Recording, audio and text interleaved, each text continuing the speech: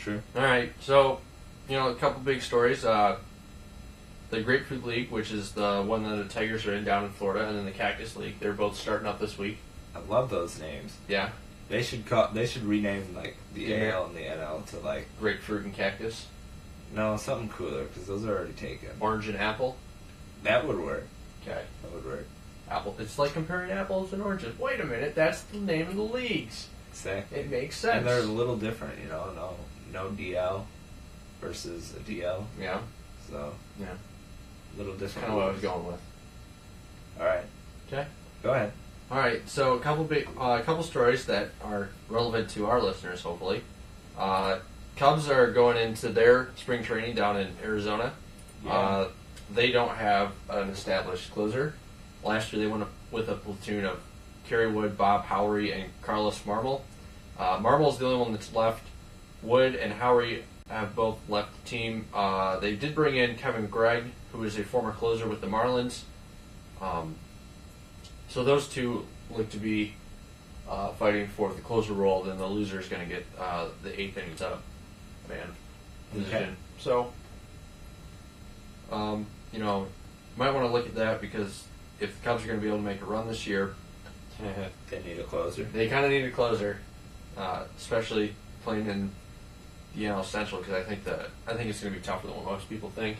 And on the offensive side, I believe they lost Felix PA. Probably. You don't know. I don't know. I just looked at ESPN had a top 10 stories in spring training, and 3 of them were good. All right. Okay. Well, I think they lost actually a few people. I think. Yeah, Felix they did. PA was one of them. They made a couple trades. I don't think they're going to hurt too much this year on the offensive side of the ball. I think it's going to be their defense and then their pitching, which is pretty much what every team comes down to. I remember watching PA last year. He was pretty good. So hopefully it was a good. I believe they traded him. I don't know who they got. Okay. Why don't you look that up, Andy, since you got the internet? All right, I'll look that up.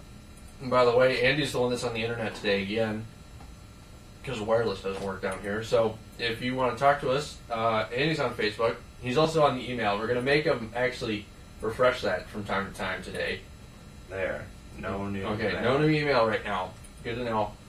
So look for Andy Grambo, or you can also go to our group page on Facebook, AZ Sports Show, Global in parentheses.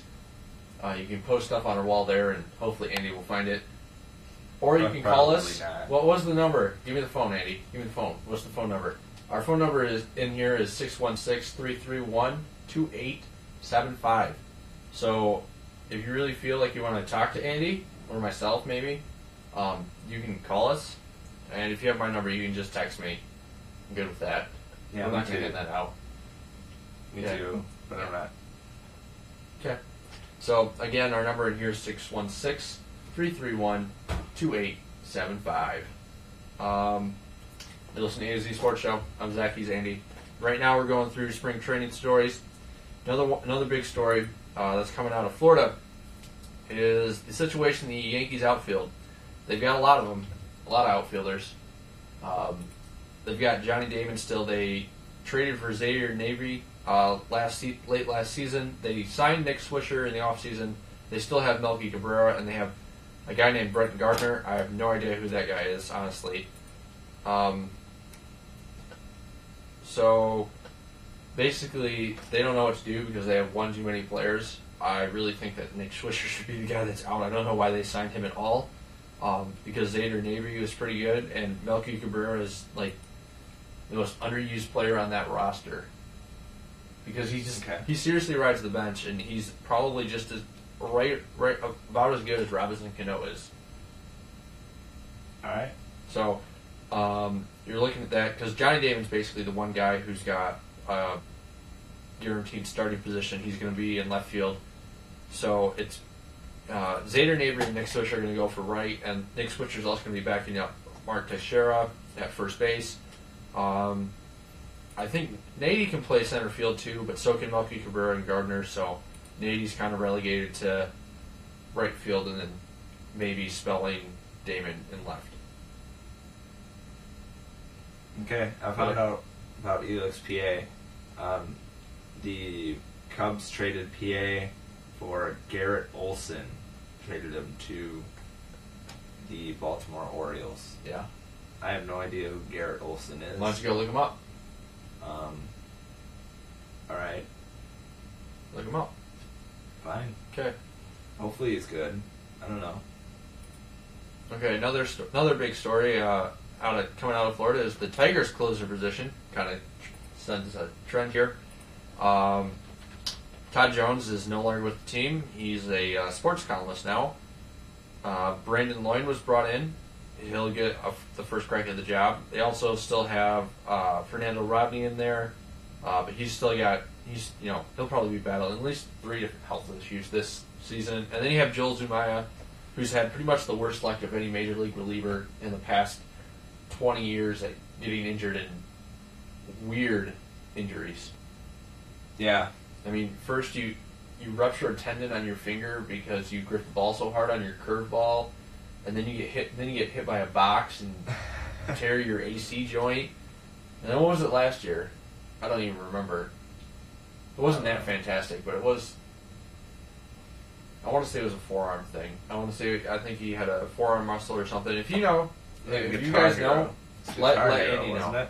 No. That was the world's. That was like the postseason in 06. Oh. Because he had arm fatigue, so they kept him out of the ALCS. I don't think pitchers should be doing Guitar Hero. Not to the extent that he was doing. He was doing like 4 hours a day. Crazy. Yeah. Well, I found out who Garrett Olson is. Yeah. He's a starting pitcher. Mm-hmm. For Baltimore last year, he had a 6.65 ERA. Okay. He was 9-10. Mm-hmm. So now remember, he was on the Orioles, so I want to say at least 5 of those losses came against the Yankees, the Rays, and the Red Sox. Probably more than those, but I'm going to say at least 5. Could have been. I don't know. Possibility. Why don't you look at stats? I could. I'm gonna. Or game log or something like that. I will. Hold on. Come on. So. Jeez. He had 83 strikeouts. Yeah. And a 1.73 whip. How many innings did he pitch? I don't know. Hold on. Alright, his, let's see. Count them up. You want to look at Tampa Bay, Boston, and New York. How many losses did you get against those 3 teams? Well, there's a loss against Tampa. There's a loss against Boston. 2. He won against Detroit, 16-8. So it was Detroit, and it was in August. But he only pitched 1.2 innings and gave up 5 earned runs. Yeah. So it's definitely a come from behind victory for Detroit. You're very slow at counting. I don't know. 3, 4, 5. All right, you count them. Yeah, 5 losses. There you go. Yeah, 5 losses. Yeah, he had 2 wins and 5 losses against those 3 teams. All right. So that right there screwed the pooch. Okay. And then that Detroit game that he won.